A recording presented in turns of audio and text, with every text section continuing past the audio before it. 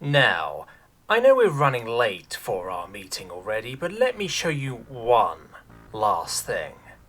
No, I insist. We're quite proud of it. Right over here, through this window. You'll want these goggles. Can't have you going blind. Remember what I showed you before? The swords, the guns, the bombs, the warships, the bigger bombs. Did you know us humans stopped inventing things like that? Decided it just wasn't worth the effort. All the killing, and the bloodshed, and the screaming, and the death. We were so good at war and slaughter, and, incidentally, at defending ourselves from seemingly unstoppable foes. Ourselves, historically, but you've heard how it is for a single-race planet. Not too many other races to fight against. Anyway, we stopped all that for decades. Quite happy about it, really. That's why we create so much art and technology and non-warlike stuff. Like this space station. Never seen anything quite like it, have you? The largest space station in the known galaxy. By a factor of 3. And the second largest is human also. Really, it's amazing what a hard-working, industrious race like ours can accomplish when it doesn't need to waste resources on silly, pointless wars. But, wouldn't you know, our Prime Minister decided that we'd neglected our roots, and so now we have a few generals, I think the term is. You would be more familiar with that than I would. Anyway, now we have some generals, and a few of our generals decided that maybe we should invent a new gun or two.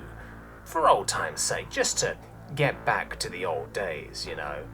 Remember where we came from. Oh, I'm just talking up a storm, aren't I? Take a look outside. That's why I brought you here. Right out there is humanity's brand new gun. We call it the Gamma Lance. It can burn through a foot of whole metal in under a second. The neat part about the Gamma Lance, the part our scientists and engineers are very happy about, is that it's not an energy weapon. Yes, everyone today loves energy weapons, but they're so easy to defend against. No. The Gamma Lance is more like a relativistically accelerated superheated stream of heavy radioisotopes. I think that's what they call it. All those fancy words, really not my thing. But I do know that it goes right through enemy shields, and through the hull, and through its engines, and right back out the other side of the hull, irradiating everything in its path.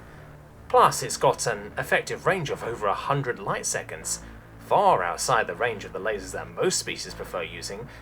Like yours, I believe. Correct me if I'm wrong. Quite miraculous that a small species like ours could invent something like this in just a few months, immediately after meeting your wondrous empire, isn't it? Ah, that big thing? That's our largest test target. It's about 12 feet of solid hull metal, plus a shield rated to protect against a 100 gigawatt laser battery. Why, I believe you're familiar with ships like that. Aren't those the exact specifications of your heavy fleet cruisers? They are? Oh, marvelous. What a coincidence. Then I suppose you'll be very interested in what happens when it goes up against a Gamma Lance. Now hold up a second, come back.